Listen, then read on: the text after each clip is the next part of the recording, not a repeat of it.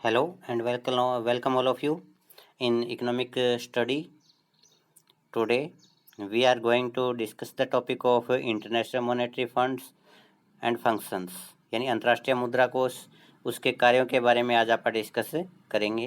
तो इसके अंदर पहले आप जो अंतर्राष्ट्रीय मुद्रा कोष है क्या है, उसकी स्थापना कब हुई, उसके बारे में डिस्कस करेंगे। फिर हम जो है अंतर्राष्ट्रीय मुद्रा कोष के जो कार्य है उन कार्यों को जो एक एक करके डिस्कस करेंगे। तो आईएमएफ की जो स्थापना है पहले आप उसके बारे में देखते हैं। जब दूसरा विश्व युद्ध समाप्त होने वाला था, यानी दूसरा विश्व युद्ध जो 1945 के अंदर समाप्त हुआ था, उससे पहले ही जो विश्व के कुछ नेता थे, जो बड़े बड़े देश थे, उन देश के जो नेता थे उन्होंने अनुभव किया कि ये जो युद्ध है, इस युद्ध के कारण जो पूरे विश्व के अंदर जो अर्थव्यवस्थाएं हैं, उन सभी अर्थव्यवस्थाओं के अंदर जो भारी विनाश हुआ है। और ये जो विनाश हुआ है, इस विनाश से अगर उबरना है तो उसके लिए सामूहिक प्रयास करने की आवश्यकता है।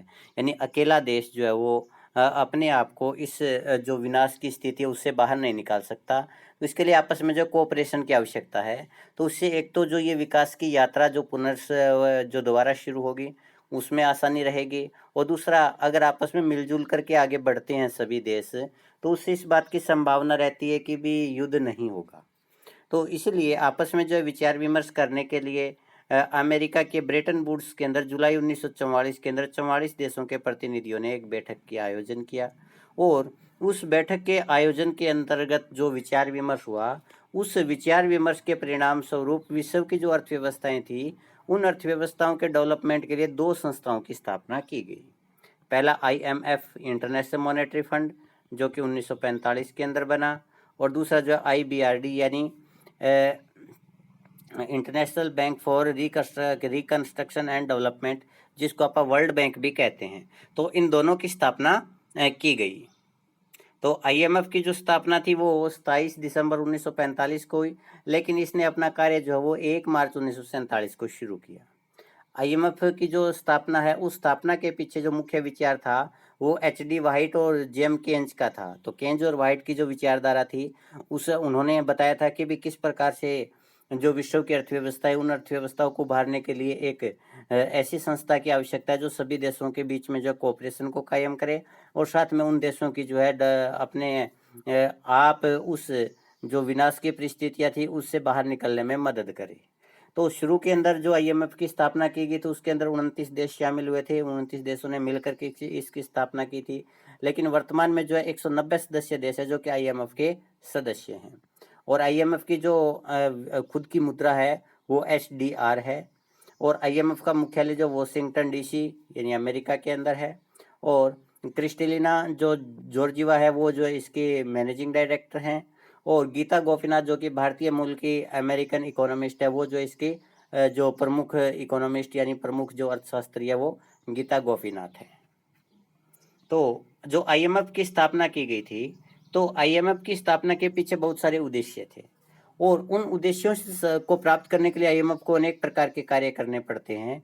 तो उनसे संबंधित उन उद्देश्यों की प्राप्ति के लिए आईएमएफ जो भी कार्य करता है वो सारे के सारे जो है आईएमएफ के कार्यों में शामिल किए जाते हैं। तो पहले आप इसके बारे में थोड़ा सा बैकग्राउंड देखते हैं कि अंतर्राष्ट्रीय मुद्रा कोष जो है वो अपने सदस्य देशों की जनता के साथ में सीधा कोई संबंध नहीं रखता। जिस प्रकार से भारत का जो केंद्रीय बैंक है, भारतीय केंद्रीय बैंक जो है उसका आम पब्लिक के साथ में सीधा कोई संबंध नहीं है, उसी प्रकार से अंतर्राष्ट्रीय जो मुद्रा कोष है उसका भी एक देश की जनता के साथ में डायरेक्ट कोई संबंध नहीं है। और आईएमएफ जो होता है वो न ही किसी देश की अर्थव्यवस्था के अंदर जो प्रत्यक्ष रूप से कोई हस्तक्षेप करता है। आईएमएफ का संबंध जो है एक देश की सरकार के साथ में या उस देश के जो केंद्रीय बैंक के साथ में होता है। वैसे तो आईएमएफ के जो कार्य है वो निश्चित है कि कौन कौन से कार्य उनको करने हैं, लेकिन फिर भी जो ये कार्य है इन कार्यों को लेकर के समय समय पर जो है आईएमएफ में संशोधन होता रहा है। उसकी वजह से कुछ कार्य जो है वो बाहर कर दिए गए हैं जो पहले आईएमएफ के हिस्से में थे, और कुछ नए कार्यों को जो है लगातार ऐड किया जाता रहा है। तो अब हम देखते हैं कि आईएमएफ के जो कौन कौन से कार्य हैं। पहला, सदस्य देशों की विनिमय दरों का निर्धारण करना। जो भी सदस्य देश आईएमएफ का सदस्य बनता है, यानी कोई भी देश है अगर वो आईएमएफ का सदस्य बनता है तो उसके सबसे पहले जो है अपनी मुद्रा का मूल्य सोने या डॉलर में निर्धारित करना पड़ता है। जैसे मान लीजिए कि भी एक्स जो कंट्री है वो आईएमएफ का सदस्य बना। अब उसने कहा कि भी मेरी जो मुद्रा है, जैसे मान लीजिए उसकी ये मुद्रा है, उस मुद्रा के अंदर 2 ग्रेन सोना है। तो ऐसे में अगर मान लीजिए भारत की मुद्रा है, तो भारत की मुद्रा के अंदर अगर 4 ग्रेन सोना है, तो भारत की एक मुद्रा के बदले में जो इसकी आधी इकाई आएगी, और इसकी 2 इकाइयों के बदले में भारतीय मुद्रा की 1 इकाई आएगी। तो इस प्रकार से पहले जो आईएमएफ का जो सदस्य देश बनता है, वो अपनी मुद्रा का मूल्य या तो डॉलर में निर्धारित करता है या सोने के अंदर निर्धारित करता है। जैसे यहाँ पर इन्होंने डॉलर में निर्धारित कर दिया या सोने में निर्धारित कर दिया, ये डॉलर में भी निर्धारित कर सकता है। उसके बाद में फिर उस सोने या डॉलर की जो विनिमय दर है, उस विनिमय दर के आधार पर उस देश की मुद्राओं का जो है अन्य देशों की मुद्राओं के साथ में निर्धारण किया जाता है। तो ये जो आईएमएफ है, ये विभिन्न देशों की जो मुद्राएं होती है, उन मुद्राओं के बीच में जो है विनिमय दर का निर्धारण करवाता है। नेक्स्ट है विदेशी मुद्रा का ऋण। जिन देशों का बैलेंस ऑफ पेमेंट प्रतिकूल होता है, बैलेंस ऑफ पेमेंट प्रतिकूल कब होगा? जब एक्सपोर्ट का मूल्य इंपोर्ट के मूल्य से कम होगा। तो उस अवस्था के अंदर एक देश को प्राप्तियां तो कम होगी, लेकिन उन प्राप्तियों की तुलना में आईएमएफ जो उस देश है को जो वो भुगतान ज्यादा करना पड़ेगा। तो ऐसी अवस्था के अंदर उस देश का बैलेंस ऑफ पेमेंट जो होता है वो प्रतिकूल होता है। तो ऐसे में आईएमएफ जो होता है वो उन देशों को प्रतिकूल भुगतान शेष को ठीक करने के लिए एक निश्चित ब्याज की दर के ऊपर अल्पकालीन ऋण देता है। तो इस प्रकार से जो देश जिनका बैलेंस ऑफ पेमेंट प्रतिकूल है, वो आईएमएफ से अल्पकालीन ऋण लेकर के अपनी जो भुगतान शेष की प्रतिकूलता, उस प्रतिकूलता को ठीक करता है। तो इस प्रकार से विदेशी मुद्रा का जो ऋण है वो आईएमएफ के द्वारा दिया जाता है। नेक्स्ट है विदेशी मुद्रा पर प्रतिबंध। जिन देशों को विदेशी मुद्रा की आवश्यकता होती है, वे फंड से अपनी मुद्रा के बदले में दूसरे देशों की मुद्रा खरीद सकते हैं। जैसे मान लीजिए कि भारत है, भारत के पास में यहाँ जो 100 करोड़ रुपए पड़े हैं, बाद जो आईएमएफ का के अंदर जो भारत का अकाउंट है उसके अंदर 100 करोड़ रुपए पड़े हैं। अब भारत को जो डॉलर की जरूरत है, तो भारत इस रुपए के बदले में जो है यहाँ से डॉलर खरीद सकता है। इसके अलावा सोने से भी जो ये डॉलर खरीदे जा सकते हैं। तो मुद्रा खरीद सकता है, लेकिन एक देश एक वर्ष में अपना जो कोटा, उस कोटे की केवल 25% तक की विदेशी मुद्रा खरीद सकता है। तो भारत के पास में यहाँ पर 100 करोड़ है, तो भारत जो केवल 25 करोड़ के बराबर जो है विदेशी मुद्रा का जो क्रय कर सकता है। तो इस प्रकार से आईएमएफ जो है वो इस तरीके से विदेशी मुद्रा की खरीद के ऊपर जो है पर रोक लगाता है, उसके ऊपर प्रतिबंध लगाता है कि एक देश जो है वो एक निश्चित सीमा में ही रह करके जो है विदेशी मुद्रा की खरीदारी कर सकता है। एक निश्चित सीमा के बाद में आईएमएफ के माध्यम से जो एक देश है वो विदेशी मुद्रा का क्रय नहीं कर सकता। नेक्स्ट है केंद्रीय बैंकों का बैंक। जिस प्रकार से केंद्रीय बैंक जो है अपने देश के बैंकों के साथ में संबंधित होता है, उसी प्रकार से आईएमएफ का संबंध जो केंद्रीय बैंकों के साथ में होता है।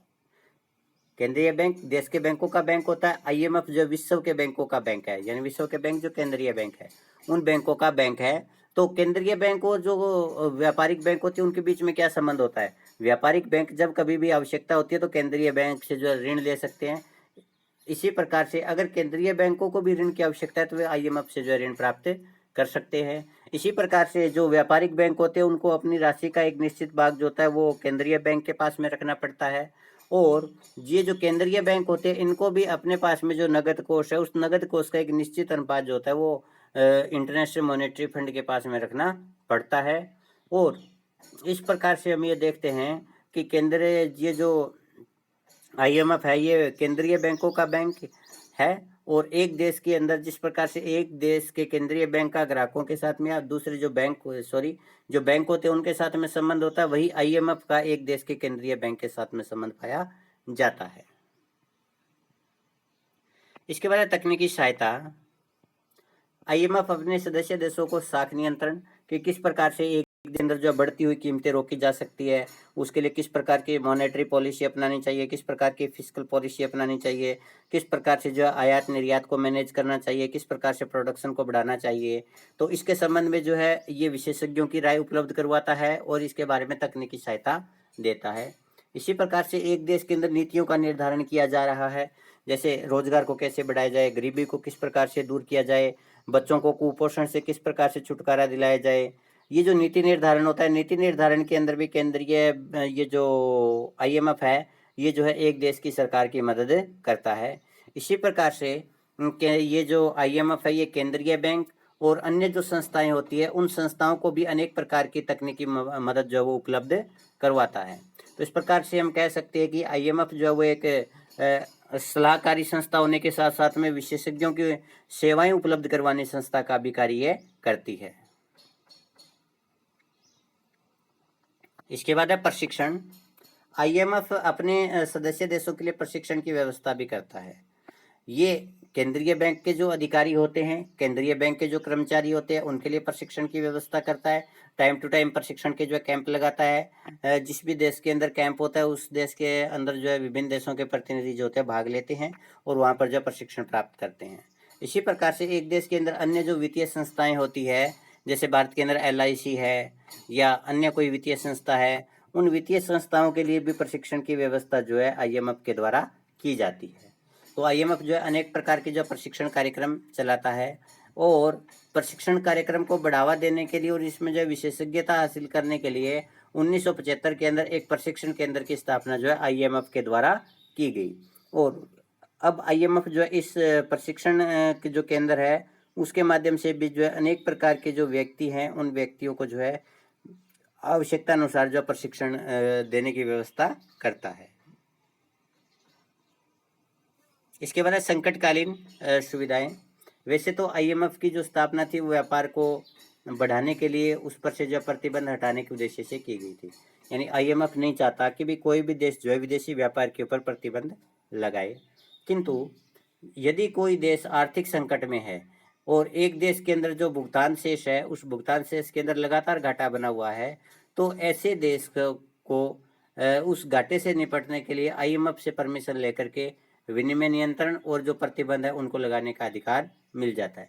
जैसे मान लीजिए एक देश का जो एक्सपोर्ट है वो कम है, इम्पोर्ट लगातार बढ़ रहा है, तो ऐसी अवस्था के अंदर जो है IMF से सलाह लेकर के एक व्यक्ति जो है इस जो इम्पोर्ट वाला पार्ट है, इम्पोर्ट को जो कम कर सकता है, उसके ऊपर कोटा लागू कर सकता है, उसके ऊपर पूरी तरह से प्रतिबंध लगा सकता है, ताकि अपने देश के अंदर ये जो भुगतान शेष है ये भुगतान शेष संतुलन की स्थिति में आ जाए।